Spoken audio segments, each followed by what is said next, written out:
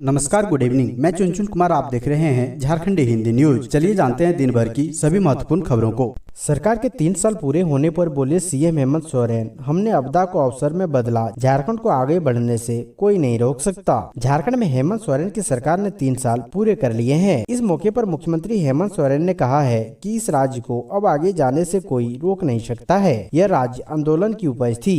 सरकार के 3 साल पूरे होने पर सभी लोगों में खुशी है। उन्होंने कहा है कि 3 साल में सरकार ने कई चुनौतियां देखी और कई आपदा भी देखी। कोरोना जैसी महामारी भी इसी 3 साल में देखने को मिली। हेमंत सोरेन ने कहा है कि सरकार के कई फैसले ऐतिहासिक रहे। हमने 20 सालों में फंसे हुए फैसलों को अमली जामा पहनाया। आज भी यह राज्य पिछड़े राज्य के पायदान पर खड़ा है। मुख्यमंत्री ने कहा है कि देश में रोजगार लगभग बंद हो गया है।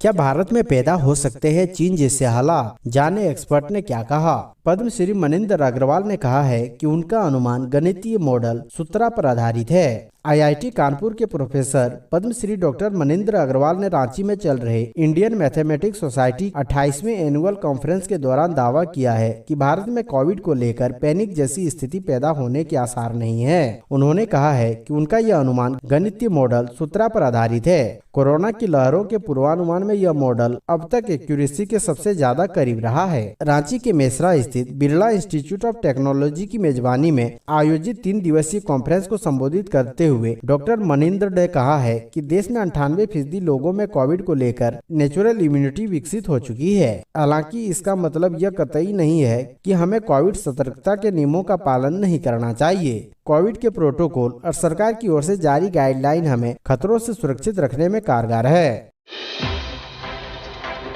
गरीब बच्चों को उच्च शिक्षा देने के लिए हेमंत सोरेन सरकार लाई झारखंड गुरुजी क्रेडिट कार्ड योजना। झारखंड में शिक्षा के विस्तार देने और गरीब परिवार के विद्यार्थियों को आर्थिक मदद देने के लिए हेमंत सोरेन की सरकार कई पहल कर रही है। 10वीं और 12वीं पास गरीब परिवार के विद्यार्थियों को उच्च शिक्षा का अवसर दे रही है ताकि बच्चे engineering, medical, ITI, ISM, law आदि के क्षेत्र में उच्च शिक्षा हासिल कर सके। इसके लिए सरकार ने गुरुजी स्टूडेंट क्रेडिट कार्ड योजना की शुरुआत की है। इसके लिए सरकार 200 करोड़ रुपए का कॉर्प्स फंड बनाएगी। इस योजना का मुख्य उद्देश्य झारखंड राज्य के बच्चों को अच्छे शिक्षण संस्थानों में पढ़ने और इसके लिए वित्त मदद उपलब्ध कराना है। सरकार से इस योजना से वैसे बच्चे जो पहले धन के अभाव में उच्च शिक्षा हासिल नहीं कर पाए थे, अब उससे वंचित नहीं रहेंगे। गुरुजी क्रेडिट कार्ड के जरिए वे अपना भविष्य गढ़ने का सपना साकार कर सकेंगे। गायों को ले जा रहे थे तस्कर, बीजेपी सांसद ने कहा 10,000 को बचाया, वीडियो भी दिखाया। झारखंड पुलिस बोली गायों की संख्या 100-200 ही। गोड्डा से लगातार तीसरी बार सांसद निशिकांत दुबे ने एक वीडियो शेयर कर जानकारी दी है कि उन्होंने 10,000 गायों को गौ तस्करों से मुक्त कराया है। झारखंड के उत्तर पूर्वी हिस्से में स्थित गोड्डा से लगातार तीसरी बार सांसद निशिकांत दुबे ने यह वीडियो शेयर कर जानकारी दी है कि उन्होंने 10,000 गायों को गौ तस्करों से मुक्त कराया है। वीडियो में देखा जा सकता है कि रात के अंधेरे में भाजपा नेता निशिकांत दुबे अपने समर्थकों के साथ सड़क पर पैदल चल रहे हैं और उनके पीछे कई गायें हैं। उन्होंने जानकारी दी है कि गोड्डा के सरैया हाट से इन गायों को तस्करों के चंगुल से आजाद कराया गया है। ये घटना बुधवार तड़के सुबह की है, जब निशिकांत दुबे गोड्डा से भागलपुर के लिए निकल रहे थे। बता दें कि बिहार में नगर निकाय का चुनाव हो रहा है और सांसद निशिकांत दुबे भागलपुर से मतदान करते हैं। भाजपा सांसद ने बताया कि बांग्लादेश के तस्कर इन गायों की तस्करी में लगे हैं।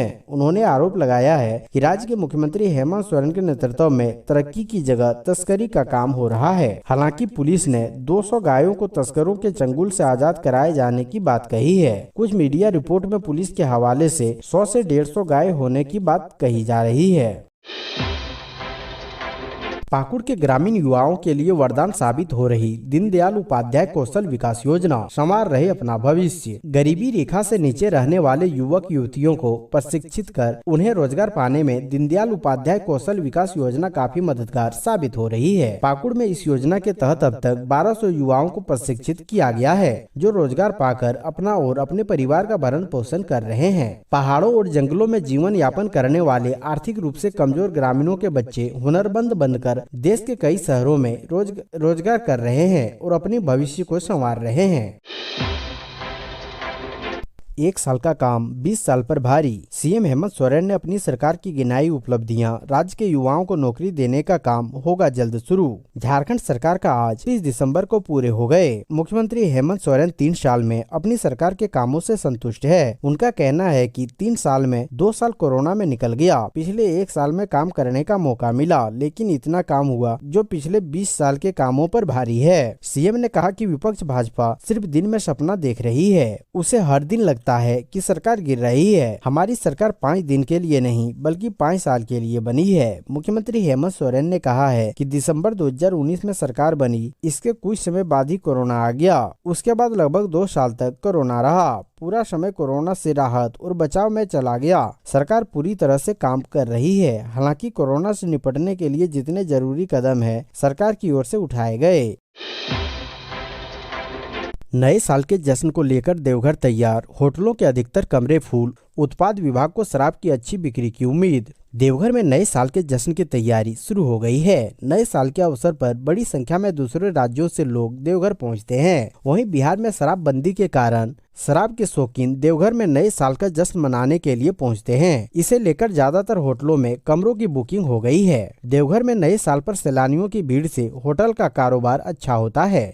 बता दें कि कोरोना काल के बाद से देवघर में आवागमन करने वालों की संख्या में बेतहाशा वृद्धि हुई है। देवघर धार्मिक नगरी होने के कारण प्रतिदिन हजारों लोगों की आजावाही होती है। बिहार में शराब की बिक्री पर रोक रहने के चलते बड़ी संख्या में देवघर में जश्न मनाने के लिए पहुंचते हैं। इसके लिए उत्पाद विभाग की ओर से तैयारी पूरी कर ली गई है। जिला उत्पाद अधीक्षक संजय कुमार के अनुसार दिसंबर में 43,000 पेटी शराब की मांग की गई है।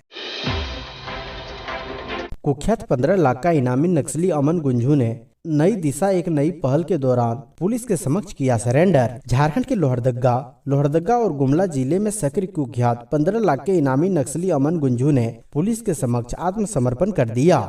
झारखंड सरकार की आत्मसमर्पण एवं पुनर्वास नीति से प्रभावित होकर नक्सली अमन गुंजू ने पुलिस और सीआरपीएफ के समक्ष हथियार डाल दिया। झारखंड पुलिस के आईजी पंकज कंबोज के डोरंडा स्थित आवास पर आयोजित कार्यक्रम में नई दिशा एक नई पहल के दौरान आत्मसमर्पण किया। 15 लाख का इनामी नक्सली अमन गुंजू बिहार के औरंगाबाद के ढिबरा का रहने वाला है। 8 फरवरी को लातेहार के बुलबुल जंगलों में पुलिस ने डबल बुल ऑपरेशन चलाकर नक्सलियों को बड़ा नुकसान पहुंचाया था। अमन गुंजू लातेहार, लोहरदगा और गुमला जिले में सक्रिय था। इस दौरान अमन ने कई बड़े वारदात को अंजाम दे चुका है, लेकिन पुलिस की दबिश बढ़ता देख नक्सली ने आत्मसमर्पण किया है।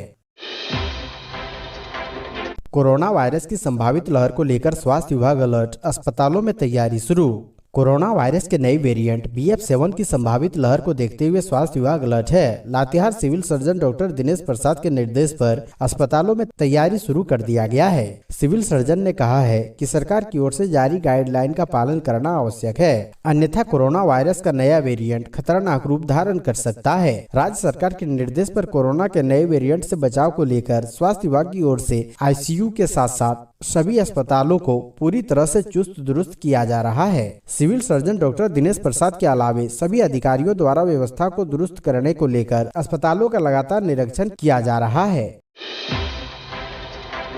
ST, SC अल्पसंख्यकों के बच्चों के बेहतर शिक्षा के लिए झारखंड को 7 एकलव्य आवासीय विद्यालय की सौगात। झारखंड में हेमंत सोरेन की सरकार के कार्यकाल में अनुसूचित जनजाति, अनुसूचित जाति और अल्पसंख्यक वर्ग के बच्चों के लिए प्रदेश में 7 एकलव्य आवासीय विद्यालय बने हैं। ये आवासीय विद्यालय बिहार के सीमा से सटे चतरा जिला के अलावा उप राजधानी दुमका में भी खुले हैं। गिरिडीह, लातेहार, पश्चिमी सिंहभूम, पूर्वी सिंहभूम और गुमला जिला में भी एक एकलव्य आवासीय विद्यालय का निर्माण कराया गया है। झारखंड प्रदेश में 7 एकलव्य आवासीय विद्यालयों के निर्माण पर कुल 72 करोड़ रुपए खर्च आया है। मुख्यमंत्री हेमंत सोरेन ने 15 नवंबर 2022 को झारखंड स्थापना दिवस पर इन 7 आवासीय विद्यालयों का ऑनलाइन उद्घाटन किया।